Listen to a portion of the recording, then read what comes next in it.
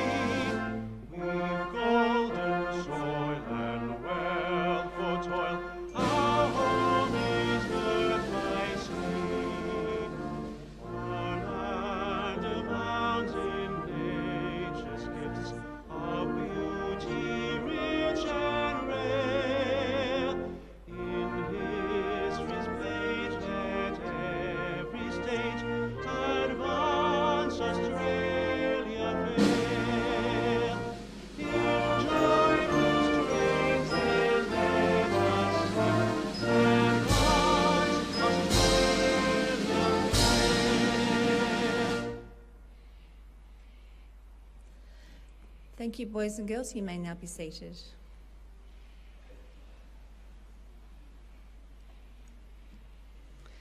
The Australian War Memorial was a vision of Charles Bean, Australia's First World War official historian. Bean landed with the Australian troops on Gallipoli and stayed with them at the front through to the end of the war. The idea of this national memorial and museum came to him at Pozières, France, in the depths of the bloody fighting of 1916. Bean's idea was that this would be a place where family and friends could mourn loved ones buried in faraway places. It would also be a place that could help all Australians understand what these men and women had endured and what they had done for us. Bean's vision, to which we remain true, is best expressed as inscribed at the entrance to the memorial's galleries. Here is their spirit, in the heart of the land they loved, and here we guard the record which they themselves made.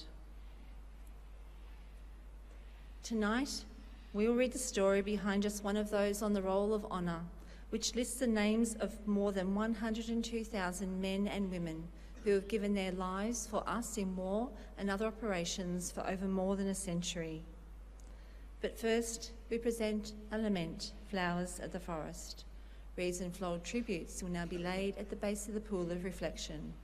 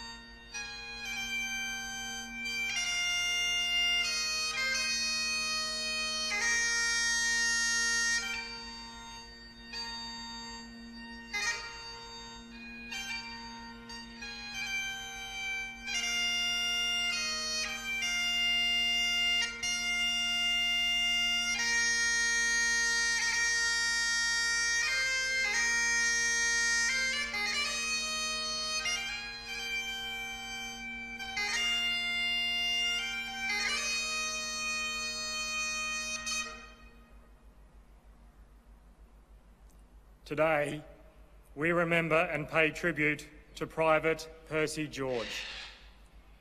Percy Edward George was born in Bathurst in 1895 to Henry and Mary George. He was educated at the South Bathurst School and went on to work as a carpenter for the Bathurst Railway Workshops.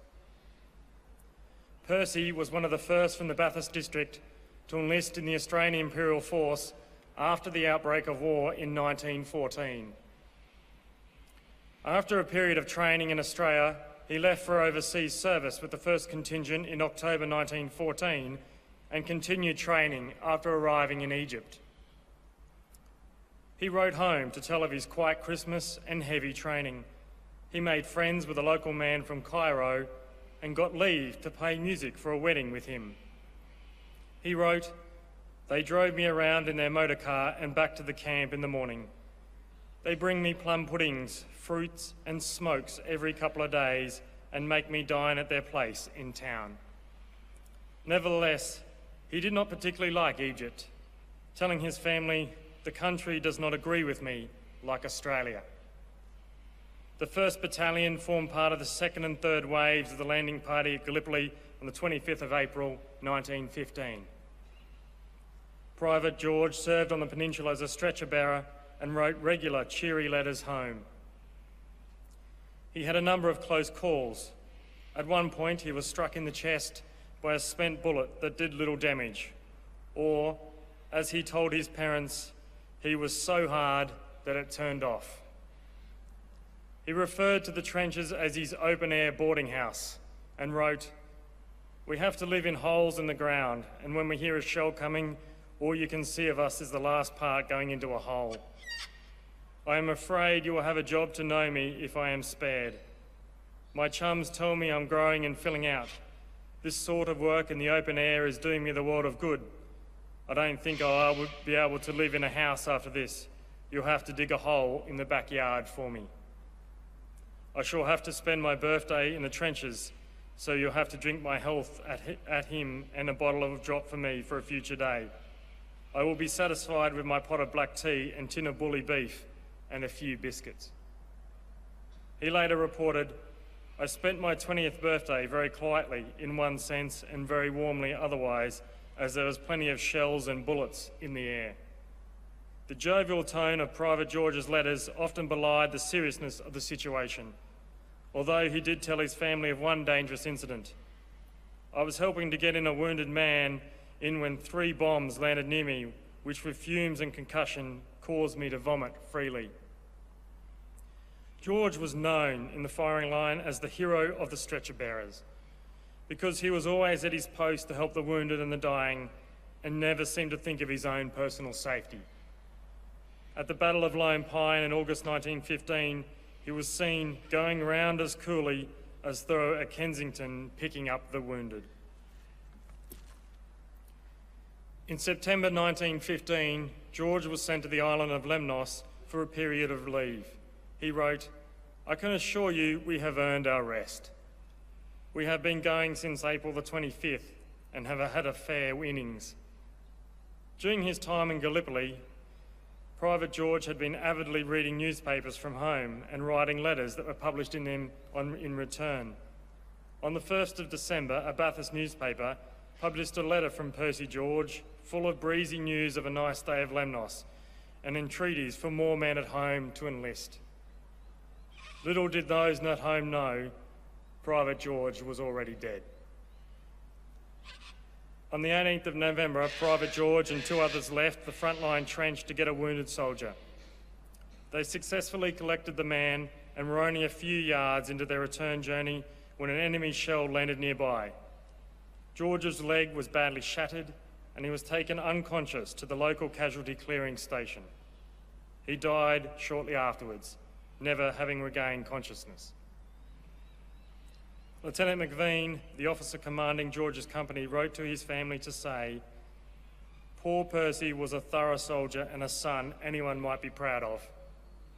You have the consolation of knowing not only that he died for his country, but that he died doing a deed of mercy." Percy George was buried in the cemetery at Aru Banu. He was 20 years old. His name is listed on the roll of honour on my right, among more than 60,000 Australians who died while serving in the First World War. This is but one of the many stories of service and sacrifice told here at the Australian War Memorial. We now remember Private Percy Edward George, who gave his life for us, for our freedoms, and in the hope of a better world.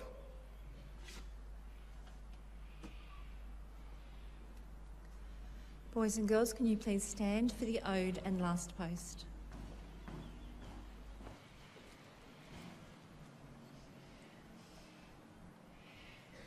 They shall grow not old as we that are left grow old. Age shall not weary them, nor the years condemn. At the going down of the sun and in the morning, we will remember them. We will remember them.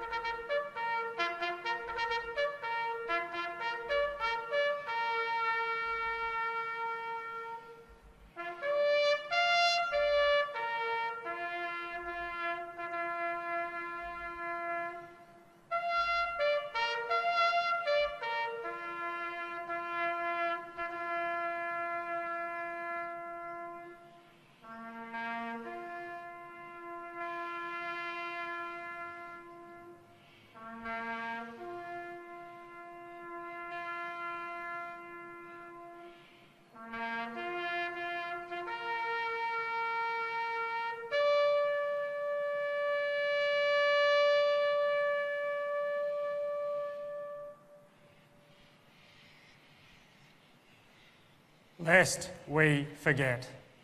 Lest we forget.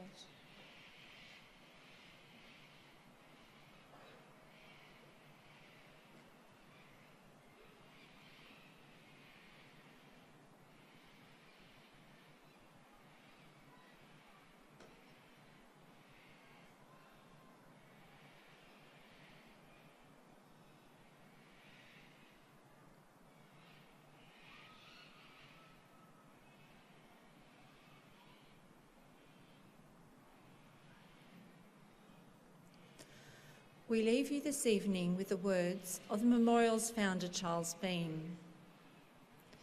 Many a man lying out there at Pozières or in the low scrub at Gallipoli, with his poor tired senses barely working through the fever of his brain, has thought in his last moments, well, it's over.